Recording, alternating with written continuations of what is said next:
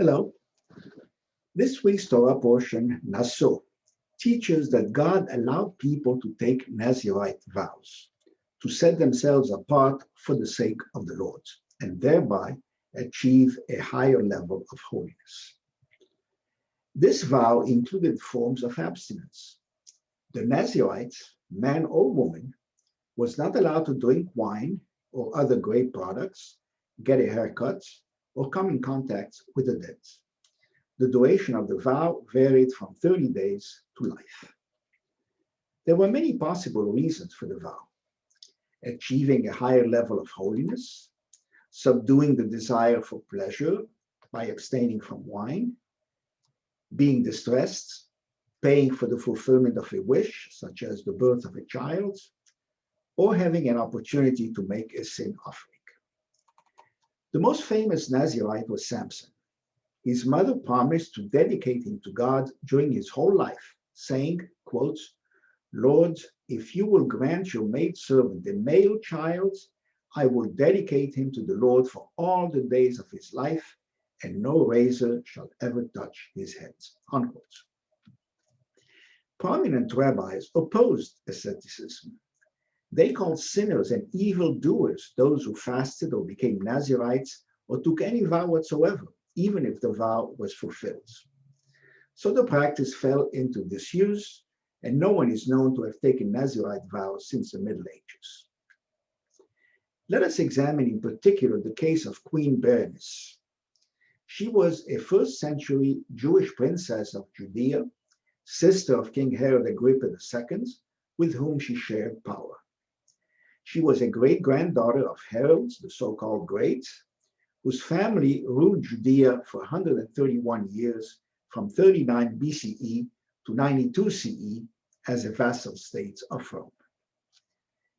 King Agrippa had her marry a foreign king, Polemon II, king of Cilicia, for political reasons, but she agreed only after he accepted to convert to Judaism and be circumcised. She later left him, and he gave up Judaism. She lived through the Jewish rebellion of 66 to 70 CE, which resulted in the destruction of the temple, 1 million Jewish dead, and 100,000 Jews taken away as slaves. In the year 66, Florus, the procurator of Judea, systematically antagonized the Jews. He plundered the temple for taxes, crucified rioters, and sparked rebellion. Incensed and desperate, Burnish took a Nazirite vow, came before Florus crying, barefoot, hair shorn and nails uncut, disheveled, debasing herself before the Romans, begging for mercy for her fellow Jews. But Florus refused. The Roman soldiers tortured and killed Jews before her eyes, and would have killed her also, but she found refuge in the palace, where she spent the night surrounded by her guards. King Agrippa implored the people to stop rioting, but they burned down his palace. In 67, Emperor Nero sent Vespasian and his son Titus to put down the rebellion. Berenice and Agrippa sided with Rome, gave them intelligence and even material help. The historian Josephus, a Jewish general, did likewise, betrayed these people in the field and supported the Romans. Many Jews did not support the uprising and even fought one another, to the point that the Talmud said that the temple was destroyed because of senseless hatreds, sinat chinam. Now, Berenice fell in love with Titus in 68 and began a long affair with him. He was so jealous that he had one of his generals killed when he suspected him of having an affair with Berenice.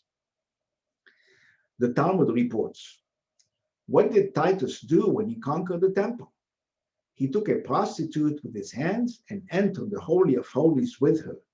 He then spread out a Torah scroll and committed a sin, that is, had sex with her, on it." It is believed this prostitute was Bernice, although this is not clearly stated in the Talmud. Josephus tells us that Titus commanded that the temple be spared. But Berenice herself set fire to it, believing the Jews would not surrender as long as it was standing. When Titus heard that the temple was burning, he ran to help put out the fire, but he came too late, for the flame had already enveloped the whole temple. Some of what Josephus wrote is frequently called self-serving, as he goes out of his way to make the Romans look good. In 75 after the war, Bernice went to live with Titus in Rome. He was now the son of the emperor. Public pressure made him send her away. When Titus became emperor in 79, she tried to go back to him, but failed. From the 17th century on, many works of art about Berenice and her affair with Titus were created. Plays, novels, operas, etc. I myself studied in school the play Berenices by French playwright Racine.